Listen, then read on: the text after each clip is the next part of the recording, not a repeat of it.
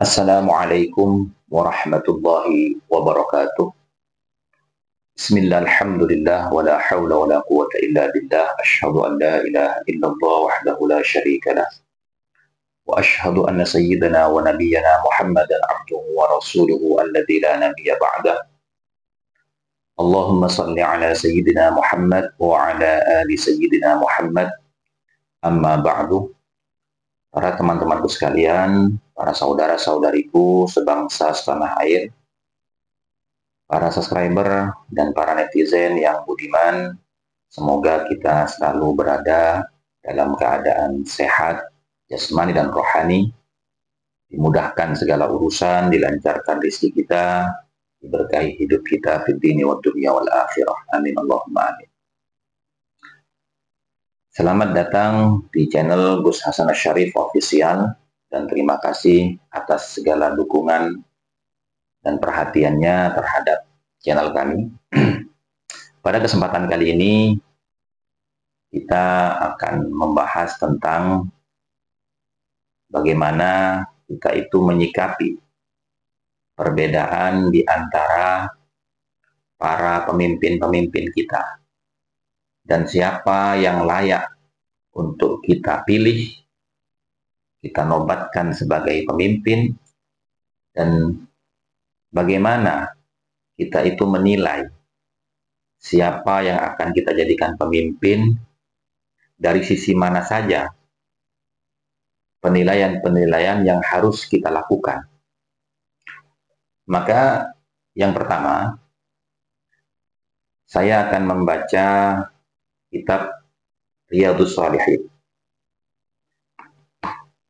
Kitab Riyadhus Shalihin ini ditulis oleh Syekhul Islam Muhyiddin Abi Zakaria Yahya bin Syaraf An-Nawawi, yang isinya adalah hadis-hadis Nabi Muhammad SAW. Berkenaan dengan tema yang akan kita bahas pada kesempatan kali ini pada halaman ke 233 pada bab yang ke-80 dari kitab Riyadhus Shalihin. Itu ada bab wujubi ta'ati wulatil amri fi ghairi ma'syiyatin wa tahrimu ta'atihim fil ma'syiyati. Bab ini menjelaskan tentang wajibnya mentaati pemerintah selama tidak bermaksiat, atau wajibnya kita mentaati pemerintah di dalam perkara yang tidak bermaksiat kepada Allah. Dan haram kita mentaati pemerintah di dalam perkara yang bermaksiat kepada Allah Subhanahu wa ta'ala. Bab ini diawali dengan mengutip firman Allah Subhanahu wa ta'ala pada surat An-Nisa ayat 59. Ya ayyuhalladzina amanu ati'ullaha wa ati'ur rasulah wa ulil amri minkum. Yang artinya, wahai orang-orang yang beriman, taatlah kalian semua kepada Allah, taatlah kalian semua kepada Rasul, dan taatlah kalian semua kepada pemimpin-pemimpin minkum di antara kalian. Kemudian dilanjutkan dengan hadis Nabi Muhammad SAW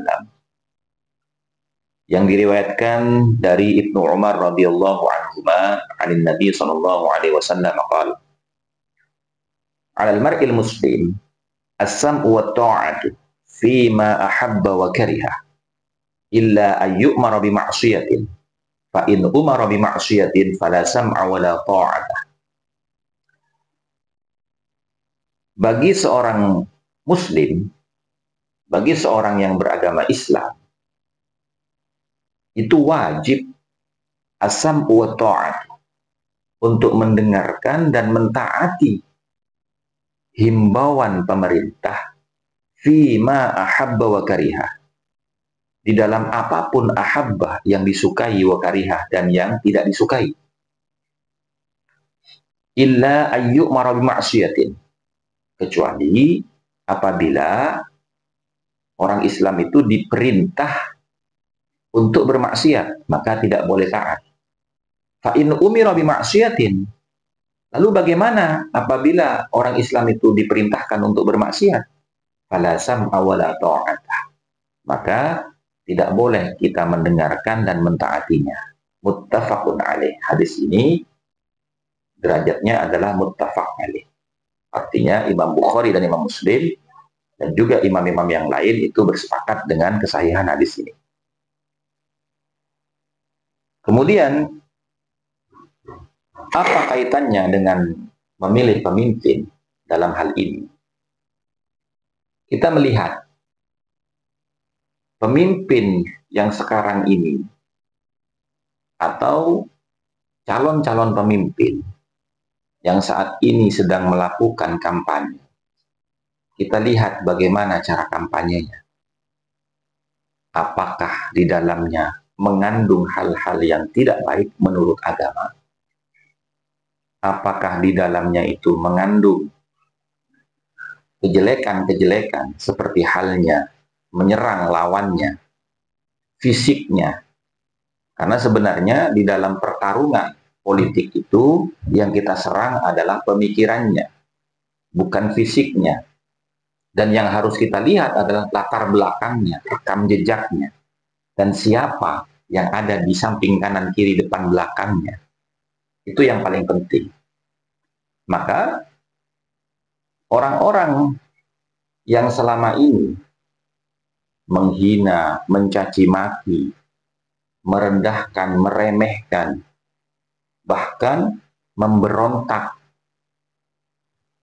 dengan mengatasnamakan agama, ini adalah ciri-ciri orang yang tidak baik. Kenapa?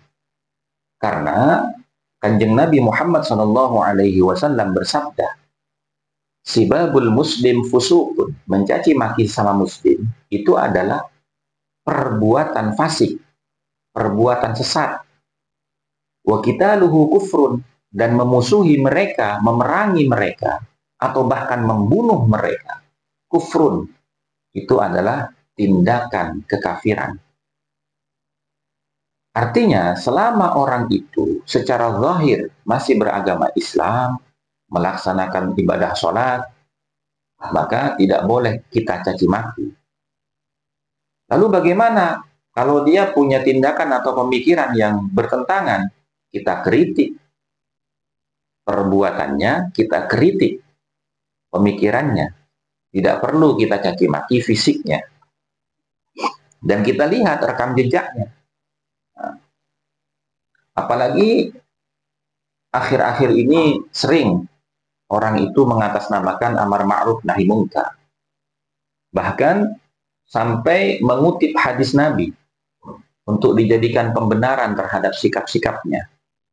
Seperti contoh yang masyhur dan sering kita lihat, hadisnya Nabi Muhammad SAW yang diriwayatkan oleh Imam At-Tirmidzi, Imam Abu Dawud, dan Ibnu Hibban, yaitu afdalul jihad kalimatul haq inda sultanin jairin.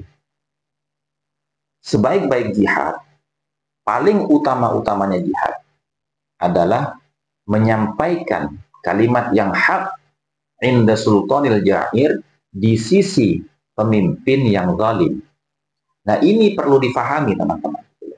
Kalimatnya itu kalimatul haq inda sultanil jair, menyampaikan perkataan-perkataan yang baik, nasihat-nasihat yang baik, kalimat-kalimat yang hak di sisi atau di samping pemimpin yang zalim.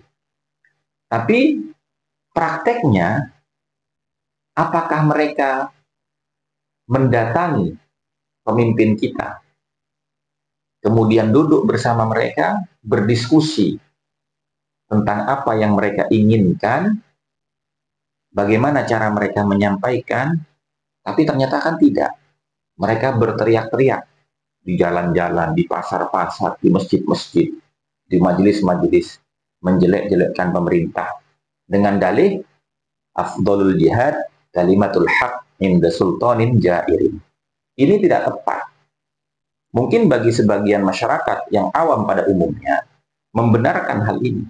karena ketidaktahuannya. Tapi bagi kita seorang santri, kalimat inda sultanin jairin itu selaras dengan salah satu kisah yang diangkat oleh Imam Al-Ghazali dalam kitabnya Ihya Ulumuddin. Ketika ada seorang pemuda yang datang menghadap kepada Khalifah Al-Ma'mun, kemudian dia menasihati Al-Ma'mun di depan umum, di depan para menteri-menterinya. Kemudian apa kata Khalifah Al-Ma'mun? Irfaq ya rajul, berlaku sopanlah kamu wahai pemuda. Qad ba'atsallahu man khairum minka. Sungguh Allah itu pernah mengutus orang yang lebih baik dari kamu. Ila man syarrum minni, menghadap kepada orang yang lebih buruk daripada aku. Siapa? Nabi Musa oleh Allah diutus untuk menghadap kepada Fir'aun. Tentunya Nabi Musa itu lebih baik dari pemuda tadi yang menasihati Al-Ma'mun di depan umum. Dan tentu saja Al-Ma'mun ini lebih baik, tidak lebih buruk daripada Fir'aun. Itu pun Allah perintahkan kepada Nabi Musa alaihissalam, idhaba ila fir'auna innahu tagha. Pergilah kalian berdua, Musa dan Harun, ila fir'auna, menghadap kepada Fir'aun, innahu tagha. Karena sungguhnya Fir'aun itu sudah melampaui batas. Kemudian apa perintah Allah? Isi perintah Allah untuk menghadap Fir'aun ini apa? Faqula lahu qawlan layyinan. Sampaikan kepada Fir'aun qawlan layyinan, dengan bahasa yang sopan dan santun. La'allahu yatadzakkaru, agar supaya Fir'aun ini menjadi sadar akan kesalahannya. Au yakhsha, atau kembali takut kepada Allah Subhanahu wa ta'ala. Bayangkan. Nah, sementara yang terjadi di negara kita ini, mereka tidak lebih baik dari Nabi Musa karena mereka bukan seorang nabi. Yang mereka hadapi, pemerintah kita, itu masih beriman kepada Allah, masih beragama Islam. Tentunya tidak lebih buruk, jauh tidak lebih buruk daripada Fir'aun. Tapi mereka memperlakukan pemerintah kita seperti orang yang lebih buruk daripada Fir'aun.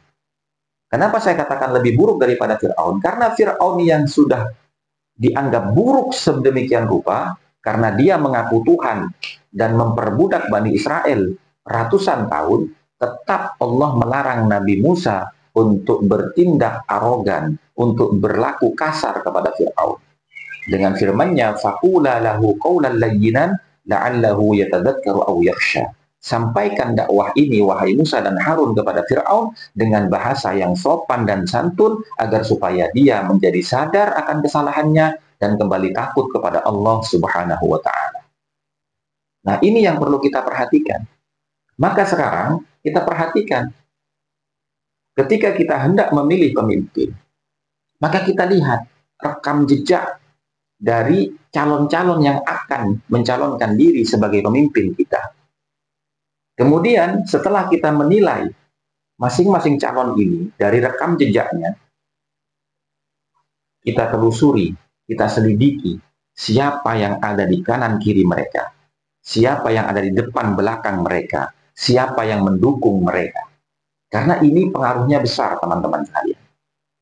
Maka kita harus betul-betul berhati-hati.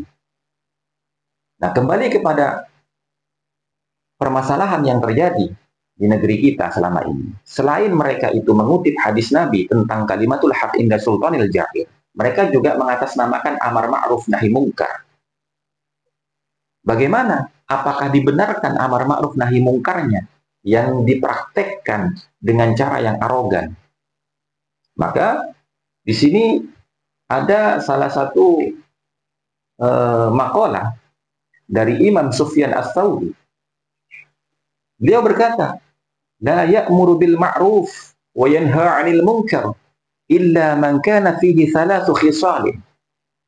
Tidak boleh orang itu mengamalkan amar ma'ruf nahi mungkar kecuali orang yang memiliki 3 sifat. Apa itu? Rafiqun bima ya'muru. Dia harus berlaku sopan santun, lemah lembut ketika dia mengajak orang. Rafiqun bima yanha. Dan dia harus lemah lembut, sopan santun ketika dia melarang orang lain. Yang kedua, adlun bima ya'muru, adlun bima yanha. Adil ketika beramar ma'ruf, adil juga ketika nahi mungkar. Yang ketiga, alimun bima ya'mur. Dia menguasai ilmu bima ya'mur, tentang apa yang akan dia sampaikan daripada amar ma'ruf tadi. Alimun bima yanha. Dan dia juga menguasai ilmu bagaimana caranya menyampaikan nahi mungkar kepada orang lain. Tentunya dalam bingkai rafiq, yaitu sopan santun, tidak mencederai fisik, tidak menghina, tidak merendahkan. Kenapa? Karena mereka masih beragama Islam secara zahir. Kanjeng Nabi Muhammad SAW juga pernah bersabda, umirtu an uqatilan nas. Saya diperintahkan oleh Allah Subhanahu wa Ta'ala untuk memerangi setiap manusia hatta yaqula la ilaha illallah, sehingga mereka mau mengucapkan kalimat la ilaha illallah. Fa idza qaluha, maka ketika mereka sudah mengucapkan kalimat la ilaha illallah, usimu minni, maka akan terlindungi dari aku. Apa yang terlindungi? Dima'uhum, darah mereka. Wa amwaluhum, harta mereka. Wa irduhum, kehormatan mereka. Nah, maksudnya, fa'idha qaluha, apabila mereka sudah mengucapkan kalimat la ilaha illallah ini, maknanya apa? Kita menilai orang secara zahir selama dia masih mengucapkan kalimat la ilaha illallah, atau kita interpretasikan dalam hal ini, mereka sholat, mereka datang kok Jumatan, mereka berangkat haji. Artinya lisannya secara zahir mengucapkan kalimat la ilaha illallah. Karena urusan kita ini menilai orang secara zahir, bukan secara batin. Karena batin tidak ada yang tahu, hanya Allah yang tahu apa yang terbesit di dalam sanubarinya. Maka ketika mereka sudah mengucapkan kalimat la ilaha illallah, atau kita interpretasikan mereka secara zahirnya masih beragama Islam, maka Nabi melindungi mereka.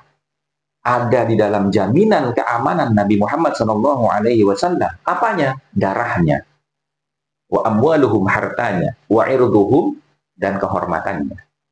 Artinya apabila kita menghina sesama muslim, kita merendahkan harkat, martabat, dan kehormatan sama muslim, itu artinya kita sudah mengkhianati Nabi Muhammad SAW. Kenapa kok saya katakan mengkhianati kanjeng Nabi Muhammad SAW?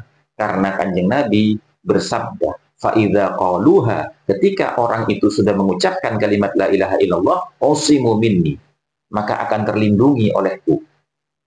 Apanya yang terlindungi? Dima'uhum, hartanya, darahnya, wa irduhum, kehormatannya, wa amwaluhum, dan hartanya. Demikian juga Allah Subhanahu wa Ta'ala berfirman dalam hadis qudsinya, la ilaha illallah hasani. La ilaha illallah itu adalah benteng perlindunganku. Faman dakhala hasani amana min azabi.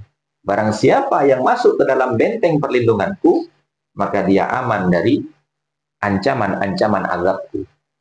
Artinya apa? Ketika orang mengucapkan kalimat la ilaha illallah, berarti dia berlindung di dalam benteng perlindungan Allah. Nah, ketika kita menghinakan orang itu, ketika kita merusak kehormatan orang tersebut, maka artinya kita telah merusak benteng pertahanan perlindungan Allah Subhanahu wa Ta'ala. Maka sejatinya yang kita musuhi siapa? Allah dan Rasulnya. Nah, demikian kira-kira dari saya. Mudah-mudahan bisa dipahami, dan mudah-mudahan bangsa dan negara kita ini Allah mentakdirkan menjadikan pemimpin yang terbaik untuk kita, agar supaya bangsa kita ini menjadi bangsa yang subur, makmur, gemah lipah, loh jinawi. Wallahu a'lam bishawab. Assalamualaikum warahmatullahi wabarakatuh.